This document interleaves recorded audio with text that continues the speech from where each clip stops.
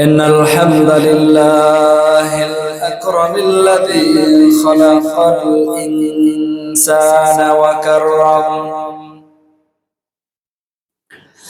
وعلمه من البيان ما لم يعلم فسبحان الذي لا يحصى امتنانه باللسان ولا بالقلم ونشهد أن لا إله إلا الله وحده لا شريك له ونشهد أن سيدنا وسندنا وحبيبنا ومولانا محمدا عبده ورسوله صلى الله تعالى عليه وعلى آله وأصحابه وبارك وسلم تسليما كثيرا أما بعد فأعوذ بالله من الشيطان الرجيم بسم الله الرحمن الرحيم إنا أعطيناك الكوثر فصل لربك وانحر إن شانئك هو الأبتر أو كما قال عليه الصلاة والسلام أنا خاتم النبيين لا نبي بعدي وقال رسول الله صلى الله عليه وسلم إن الله وملائكته يصلون على النبي يا أيها الذين آمنوا صلوا عليه وسلموا تسليما بلغ العلا بكماله كشف الدجى بجماله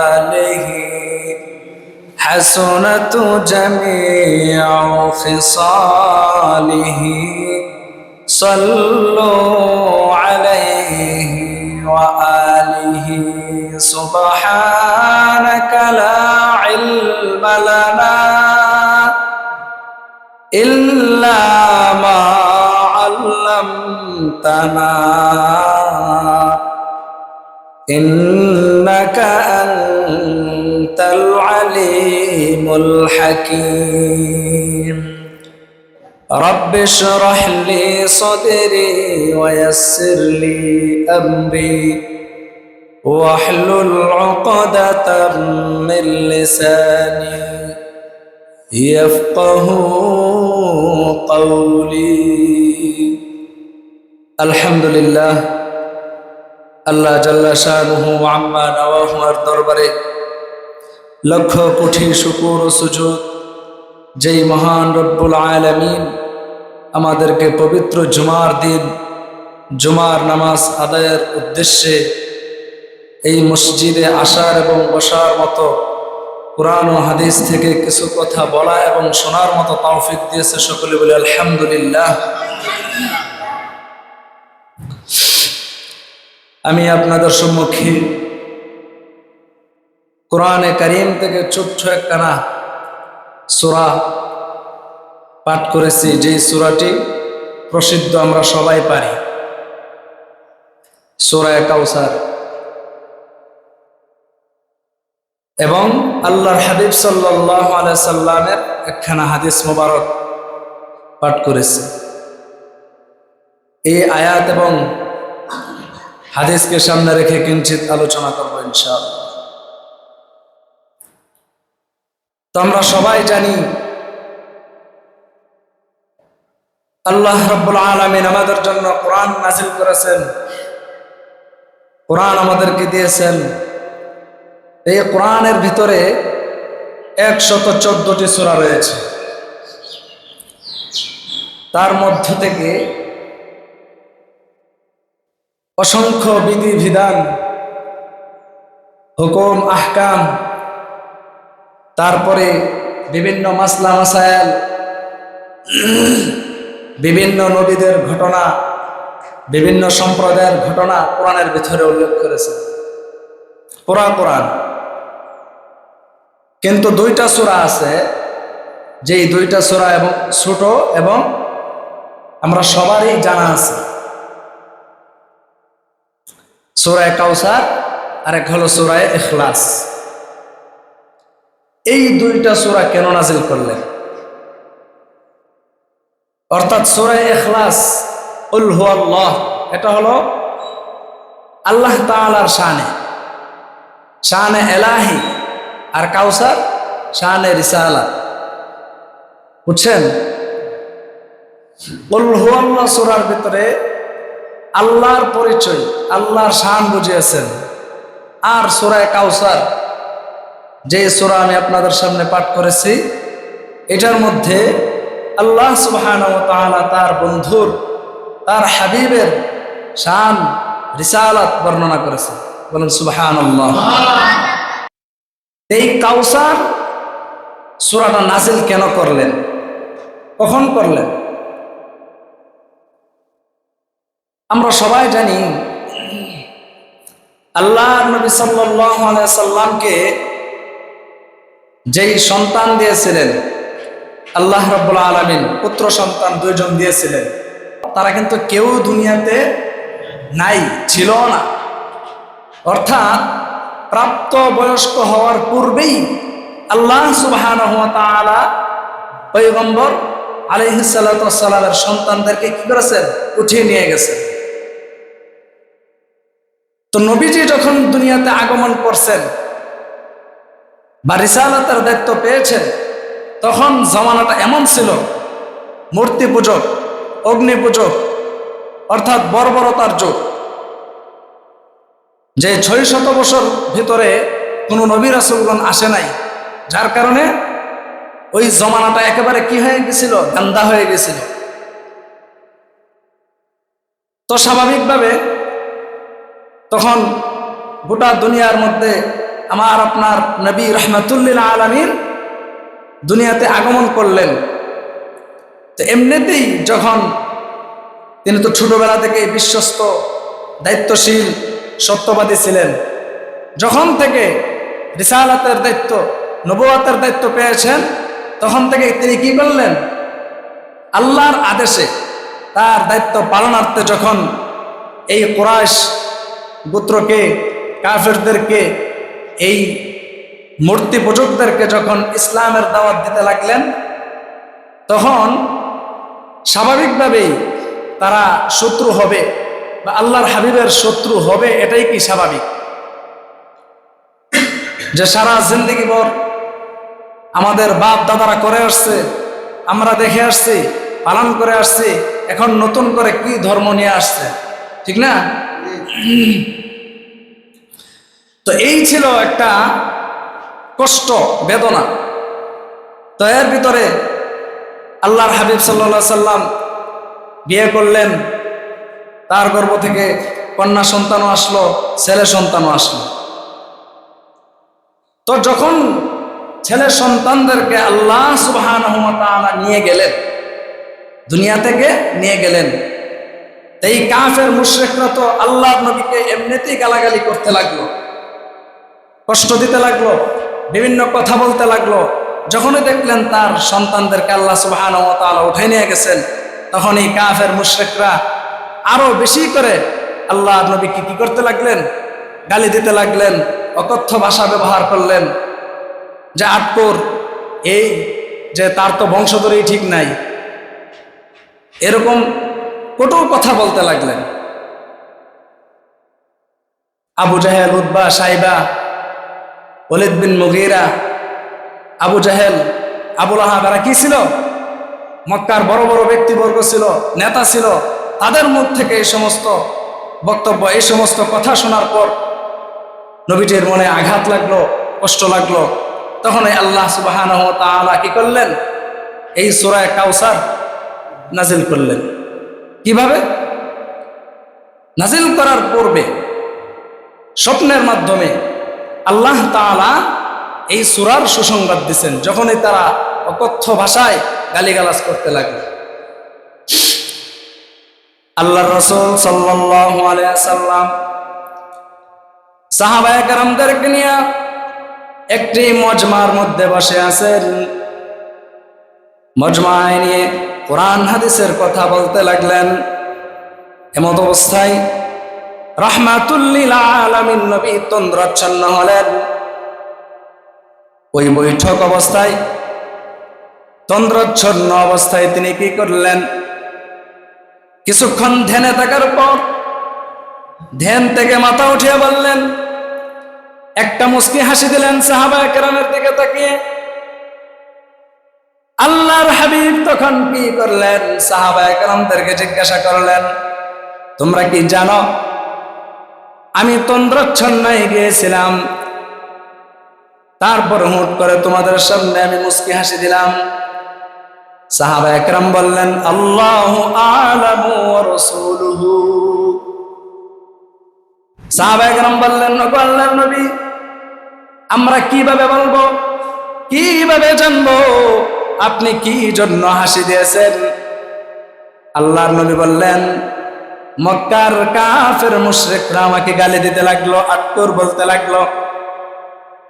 আমার সন্তান আল্লাহ তাআলা দিয়েছে, আল্লাহর ইচ্ছা অনুযায়ী আল্লাহ সুবহানাহু ওয়া তাআলা আবার কি করলেন? সন্তানদেরকে নিয়ে গেলেন। আমাকে এইভাবে কষ্ট দিতে লাগলো। কিন্তু তোমরা জানো না, আমি যেই মাত্র তন্দ্রায় গেলাম, আল্লাহ তাআলা আমাকে স্বপ্নের মাধ্যমে সূরা কাউসার নামে একটা সূরা আল্লাহ তাআলা দিয়েছে। সূরাটা কি? আল্লাহর নবী বললেন, ইন্না আ'তাইনাকাল কাউসার ফাসাল্লি লিরাব্বিকা ওয়ানহার ইন্না শানিআকা হুয়াল আবতার। নবীজি বলেন, আল্লাহ তাআলা স্বপ্নের মধ্যে জানায় দিলেন, ইন্না আ'তাইনাকাল কাউসার। নবীজি, আমি আপনাকে কি করলাম? সূরা কাউসার আপনাকে দিলাম, অর্থাৎ কাউসার, যে হাউজে কাউসার আমি আপনাকে দিলাম। এই শুকরিয়ার্থে আপনি কি করেন? ফাসাল্লি লিরাব্বিকা ওয়ানহার, আপনি আল্লাহর শুকর আদায়ের জন্য নামাজ পড়েন, ওয়ানহার, এবং নহর করেন। এর পরের অংশ আল্লাহ বলছেন, ইন্না শানিআকা হুয়াল আবতার। আল্লাহ বলেন, ওগো বন্ধু, জেনে রাখো, যেই সমস্ত কাফের মুশরিকরা, যেই সমস্ত তোমার শত্রুরা তোমাকে গালি দিল, অকথ্য ভাষায় তোমাকে গালি দিল, তোমাকে মন্দ বলল, তাদের এই তো বংশের পরিচয় নাই। ইন্না শানিআকা, নিশ্চয়ই আপনার শত্রুদের কি নাই? হুয়াল আবতার। হুয়াল আবতার মানে শিরা কাঠা, মানে মেন গোড়াটাই কাঠা। তাদের এই তো বংশের ঠিক নাই। যে আবু লাহাব, আবু জাহেল, উতবা, সাইবা নবীকে গালি দিল যে তার তো কোনো বংশই নাই, তার সন্তানরা মারা গেছে, তার বংশ নাই, তার কোনো কিছু নাই। অথচ আজকে দুনিয়ার দিকে তাকায় দেখেন, ১৫০০ বছর হয়ে গেছে, আজ পর্যন্ত কোনো মানুষ তার ছেলে সন্তানদের নাম কি আবু জেহেল রেখেছে? আবুল আহাব, উতবা, সাইবা রেখেছে? এই নাম রাখে নাই। কিন্তু দেখেন আল্লাহ বলেন, আপনাকে আমি কি করলাম? কাউসার দান করলাম। যারা আপনার শত্রু আছে তারা আপনাকে গালি দিছে, অথচ তাদের বংশই ঠিক নাই, তাদের বংশ কি হয়ে গেছে? এখন আছে, মুছে গেছে। কিন্তু আল্লাহর হাবিব সাল্লাল্লাহু আলাইহি ওয়াসাল্লামকে যখন কাফের মুশরিকরা কষ্ট দিতে লাগলো, আল্লাহ তাআলা সান্ত্বনা হিসাবে এই সূরা কি করলেন? নাজিল করলেন। কাউসার কি? অর্থাৎ এই সূরার দ্বারা আল্লাহ তাআলা নবীজির শানের কথা বলতেছেন, নবীজির ইজ্জতের কথা। আমরা তো নবীজির শান মান বর্ণনা করি যতটুকু, শুধুমাত্র চাপার জোরে। কয়টা বই আমরা পড়েছি। মুফাসসিরিনে কেরাম বলেন যে নবীজির শানের উপরে, মর্যাদার উপরে ৬ লক্ষেরও অধিক কিতাব লেখা হয়েছে। সুবহানাল্লাহ। আমরা কয়টা পড়ছি, কয়টা জানি?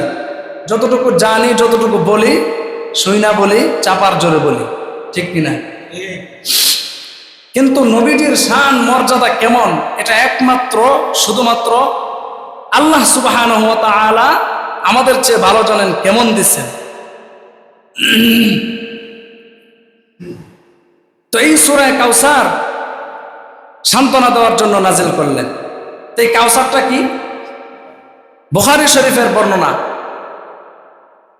আল্লাহর নবী সাল্লাল্লাহু আলাইহি সাল্লাম বললেন যে কাউসার হলো জান্নাতের মধ্যে একটি নহর, একটা হাউস।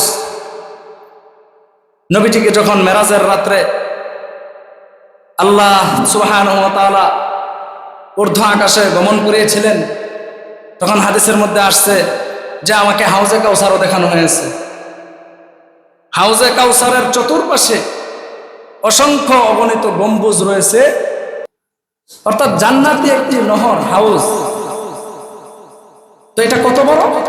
সাহাবায়ে কেরাম যখন জিজ্ঞেস করছে যে এই হাউজে কাউসার কত বড়, আল্লাহর নবী বললেন হাউজে কাউসার এত বড় যে বাইতুল মুকাদ্দাস থেকে নিয়ে ইয়ামানের একটা জায়গা আছে সনআ অথবা ইলিয়া, এই সনআ পর্যন্ত এত বড় হাউজে কাউসার।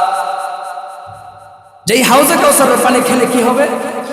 আল্লাহর নবী বলেন মান শারিবা মিনহু লা ইয়াজমাউ আবাদান। যেই ব্যক্তি এই হাউজে কাউসারের পানি পান করবে, জিন্দেগিতে কোনোদিন আর তৃষ্ণার্ত হবে না। কতটা দামি পানি! এই পানি কি সবাই পাবে? যারা একমাত্র কেবলমাত্র রাহমাতুল লিল আলামিনের খাঁটি উম্মত তারাই পায়। কারণ এই কাউসারের মালিক তো অন্য নবীদের কেউ বানায় না, শুধুমাত্র আমার আপনার নবী, ঠিক কিনা? তো নবীর ইজ্জত আর সম্মান বোঝানোর জন্য কি করেছে আল্লাহ তাআলা এই সূরা নাযিল করেছেন। নবী কেমন দামি নবী যে যাকে সৃষ্টি না করলে তামাম দুনিয়া কি করতো না? সৃষ্টি করতো না। বুঝেন নাই? তাফসীরে মাযহারিতে আছে যে পৃথিবীর সৃষ্টির 50,000 বছর পূর্বে আল্লাহ তাআলা কলম নাযিল করছে। কলম, এই কলমটা কি? আমরা যে লিখি এই কলম সাধারণ কলম নয়, অর্থাৎ তকদীরি কলম। দুনিয়াতে কতজন আসবে, কে কে আসবে, কে কি খাবে, কোথায় যাবে, কি করবে, এইগুলো লেখার জন্য। তো সব কিছু পৃথিবীর যা কিছু আছে এভরিথিং সব কি ওই তকদীরি কলমে কি লিখে গেছে। তো নবীজির সম্মানার্থে আল্লাহ তাআলা এই সূরা নাযিল করেন।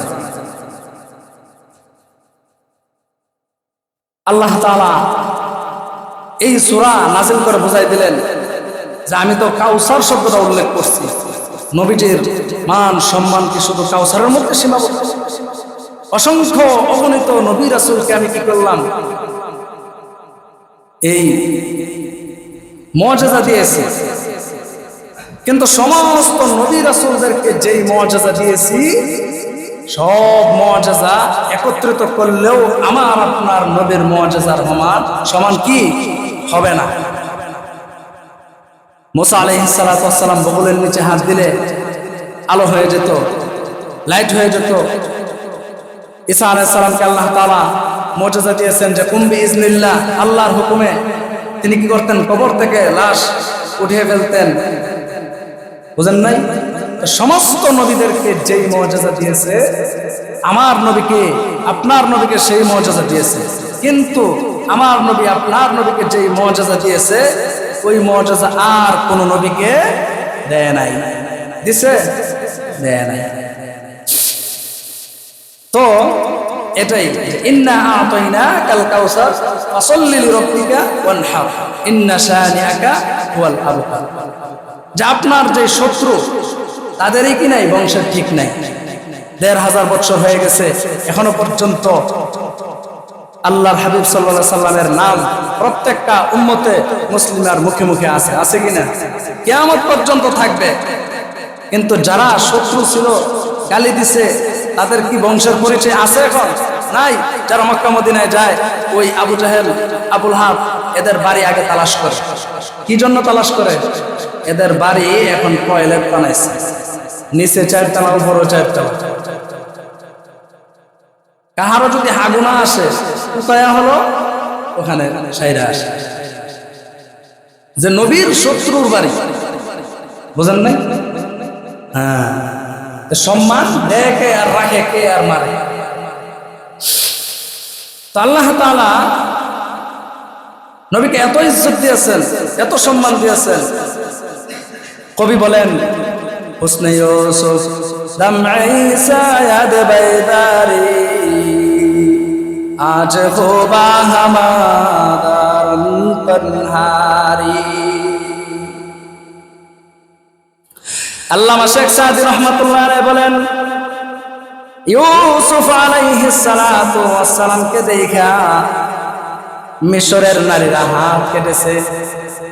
কিন্তু তোমরা জানো না, রাহমাতুল লিল আলামিন নবীকে কি পরিমাণ সম্মান আর কি পরিমাণ সৌন্দর্য আল্লাহ সুবহানাহু ওয়া তাআলা দিয়েছেন, যে মক্কার কাফের মুশরিকরা পর্যন্ত তাদের গর্দান, তাদের গলা কেটে দিয়েছে। গলা কেটেছে মানে কি? বিসর্জন দিয়েছে। তাদের যেই ধর্মান্তরিত হওয়া, এক ধর্ম থেকে আরেক ধর্ম যাওয়া, আল ইসলামও অর্থ কি?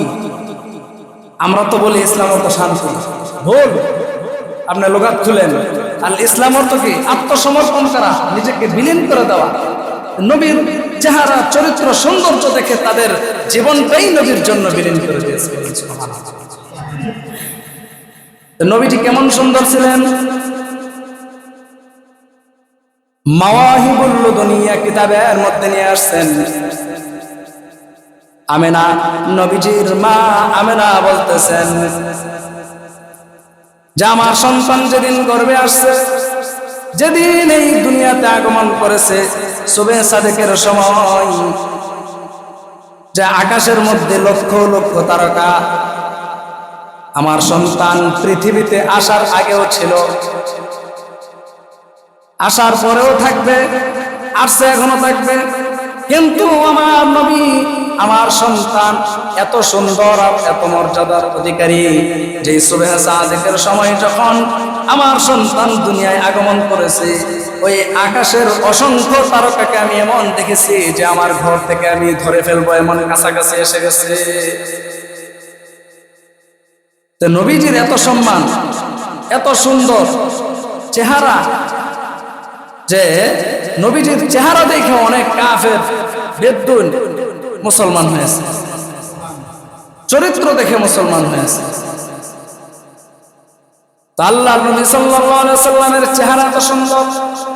হাদিসের মধ্যে এসেছে, জাবের রাদিয়াল্লাহু তাআলা আনহু একবার নবীর চেহারার দিকে তাকায়, আবার আকাশের তারকার দিকে তাকায়, চাঁদের দিকে তাকায়, একবার ওদিকে তাকায়, আরেকবার নবীজির চেহারার দিকে তাকায়।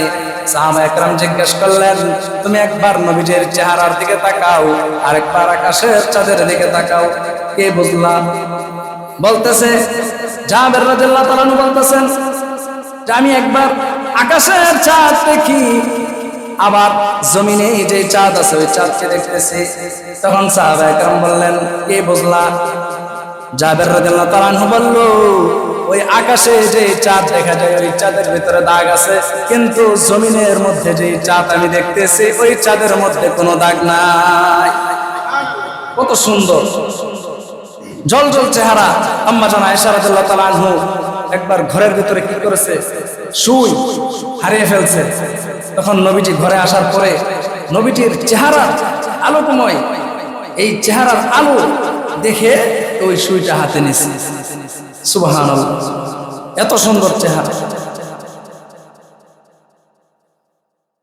হালিমাতু সাদিয়া রাদিয়াল্লাহু তাআলা আনহা উনি বলতেছেন, সন্তান লালন পালন করা আমার পেশা। আমি 5টা বছর পর্যন্ত নবী মুহাম্মদ সাল্লাল্লাহু আলাইহি সাল্লামকে লালন পালন করলাম। আয়েশা আমেনাকে বলতেছে যে তোমার সন্তানকে আমি কি করলাম, 5টা বছর লালন পালন করলাম। আমি দুনিয়াতে আসার পরে কত মানুষ দেখেছি, কত বাচ্চা দেখেছি, কত বাচ্চা লালন পালন করেছি, কিন্তু তোমার বাচ্চার মতো এত সুন্দর আর এই বরকতময় চেহারা আমি আর কখনোই দেখি নাই। অথচ কত সুন্দর চেহারা। আল্লাহ তাআলা নিজেই বলতেছে যে গোটা দুনিয়া আমি সৃষ্টি করলাম, সমস্ত মানুষ আমি সৃষ্টি করলাম, আমার ইজ্জতের কসম, আমার জাতের কসম, আমি পৃথিবীতে এত মানুষ সৃষ্টি করলাম, এমন সুন্দর করে আমার বন্ধুর মতো সুন্দর করে আমি আর কাউকে বানাই নাই। তো নবীর সম্মান আর সৌন্দর্য এত বেশি, যা বলে শেষ করা যাবে না। আল্লাহ তাআলা বিভিন্ন জায়গায় বিভিন্ন আয়াতে বিভিন্নভাবে ইশারা দিয়েছেন, স্পষ্ট বলেছেন যে নবীর ব্যাপারে। অর্থাৎ সূরা কাউসার নাজিল করে শুধু কাউসারের কথা, হাউজে কাউসার। আবার অসংখ্য মুফাসসিরিনে কেরাম বলছেন যে এই কাউসার তো ঠিক আছে, কাউসারের আরো একটা অর্থ আছে খৈরুল কাসীর, প্রভূত কল্যাণ, অনেক কল্যাণ। আল্লাহ তাআলা তো কত কল্যাণই দিয়েছেন। কিয়ামতের দিনের এই শাফাআতের কান্ডারি, শাফাআতের কুবরা, বড় সুপারিশকারী আমার নবীকে বানাইছে, এটাও তো এক প্রকার কাউসার। জান্নাতের চাবি নবীজির হাতে তুলে দিবেন, এটাও কাউসার। সবচেয়ে বড় কাউসার আল্লাহ সুবহানাহু ওয়া তাআলা কুরআন আমার আপনার নবীর উপরে নাযিল করেছেন, এটাও কাউসার। ঠিক নেই? তো এইটাই তো আল্লাহর হাবিব সাল্লাল্লাহু আলাইহি সাল্লাম যেই দিন দুনিয়াতে আগমন করেছেন, কিতাবের মধ্যে নিয়ে আসছে যে মদিনা থেকে এক ইহুদি আলেম ঘোড়া দৌড়ায় কি করছে, মক্কার জমিনে আসছে। মক্কার জমিনে আইসা এলান দিতেছে যে এই মক্কার জমিনে আজ সুবহ সাদিকের সময় কোনো ছেলে সন্তান ভূমিষ্ঠ হয়েছে কিনা। একজন বলতেছে হ্যাঁ। তখন ওই ইহুদি আলেম বলতেছে যে ওই সন্তানের কি বাবা আছে? বলতেছে না। তাহলে বলছে যে না, ওই সন্তান না, যে বাবা নাই এমন কোন সন্তান ভূমিষ্ঠ হয়েছে কিনা। তখন বলছে যে হ্যাঁ, আব্দুল্লাহর ছেলে মুহাম্মদ সুবহ সাদিকের সময় আজ কি করেছে, জন্মগ্রহণ করেছে। তখন ওই ইহুদি আলেম দৌড়ায় গেছে নবী মুহাম্মদ সাল্লাল্লাহু আলাইহি সাল্লামের কাছে, গিয়া তাকে কোলে নিছে, নিয়ে চিৎকার দিয়ে বলতে লাগলেন, হে কুরাইশবাসী, তোমরা শুনে রাখো, এই লোক যেই সেই কোনো লোক নয়, সে হবে আগামী দিনের রাসূল, সে হবে মানবতার মুক্তির দূত, শাফাআতের কান্ডারি, রাহমাতুল লিল আলামিন। এইভাবে বলতে লাগলো, বলে চিৎকার দিয়ে সে কি হয়ে গেল, বেহুশ হয়ে গেল। বেহুশ হওয়ার পরে তখন ওই মক্কার লোকেরা জিজ্ঞাসা করলো যে মানলাম সে নবী হবে, রাসূল হবে, তো তুমি বেহুশ হয়ে গেলা কেন?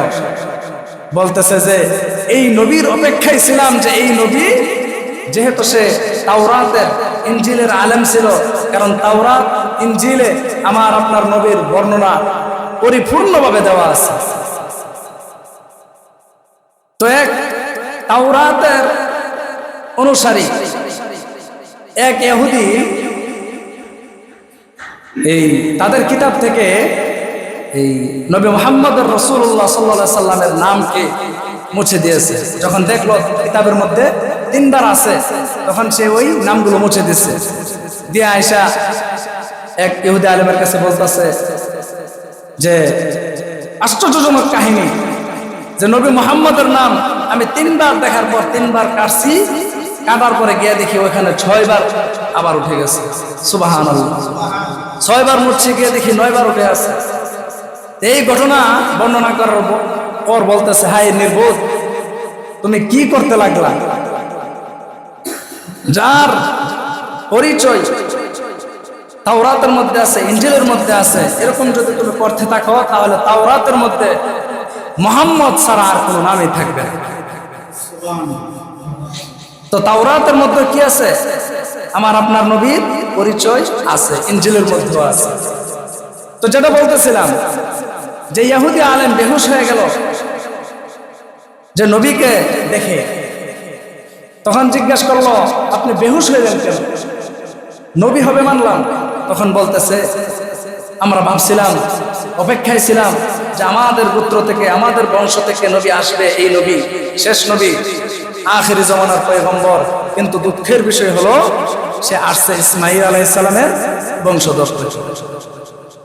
এই চিন্তায়, এই কষ্টে আমি বেহুশ হয়ে গেছি। তো যেই নবী দুনিয়াতে আসার 600 বছর পূর্বে তাওরাতের মধ্যে, ইনজিলের মধ্যে লেখা আছে, তাহলে সেই নবী কি সাধারণ নবী? এই নবীকে যারা গালি দেয়, মক্কার কাফের মুশরিকরা গালি দিছে, তারা চিরস্থায়ী জাহান্নামী। এখনো যদি কোনো ব্যক্তি আমার আপনার নবীকে গালি দেয়, নবীর শানে বেয়াদবি করে, সেও কি হবে? চিরস্থায়ী জাহান্নামী। কারণ নবীর শাফাআত ছাড়া, সুপারিশ ছাড়া জান্নাতে যাওয়া যাবে না। এই জন্য আল্লাহর হাবিব বলেন যে এই হাউজে কাউসার একমাত্র তারাই পাবে, তারাই পান করতে পারবে যারা দুনিয়াতে চলাকালীন আমার সুন্নতের পাবন্দি করেছে, আমার আদর্শ মোতাবেক চলেছে, নেক আমল করেছে, তাদের জন্যই এই হাউজে কাউসার। তো এই হাউজে কাউসারের পানি কি আমরা রাজি আছি পান করতে? ইনশাআল্লাহ বললে হবে না। নবীজির সুন্নাত আঁকড়ে ধরতে হবে, কোরআন মানতে হবে, সুন্নাহ মানতে হবে। অনেকে আমরা মুসলমানের সন্তান, নামাজ পড়ি না, রোজা রাখি না, হজ করি না, যাকাত দেই না, এগুলো তো করি না, আবার অস্বীকারও করি। নামাজের দিকে উৎসাহিত হব এবং রাসূলুল্লাহ সাল্লাল্লাহু আলাইহি সাল্লামের সুন্নাত, দাড়ি, আমরা এখনো অনেকে বুড়া হয়ে গেছি, এখনো আমরা দাড়ি রাখি না। আর যারা আমার ইয়াং যুবক ভাই আছে তাদেরকে বললে তো বলে, না এখনো সময় হয় নাই। এখনো কি হয় নাই? সময় হয় নাই। লম্বা কাপড়, দাড়ি, টুপি, এগুলোকে দায়মি সুন্নাত, মানে আল্লাহর হাবিব সাল্লাল্লাহু আলাইহি সাল্লাম সদা সর্বদাই এগুলো কি করতেন? আমল করতেন, ব্যবহার করতেন। তো আল্লাহ তাআলা আমাদের সবাইকে সুন্নাত মোতাবেক চলার তৌফিক দান করুক। সবাই বলি আমিন।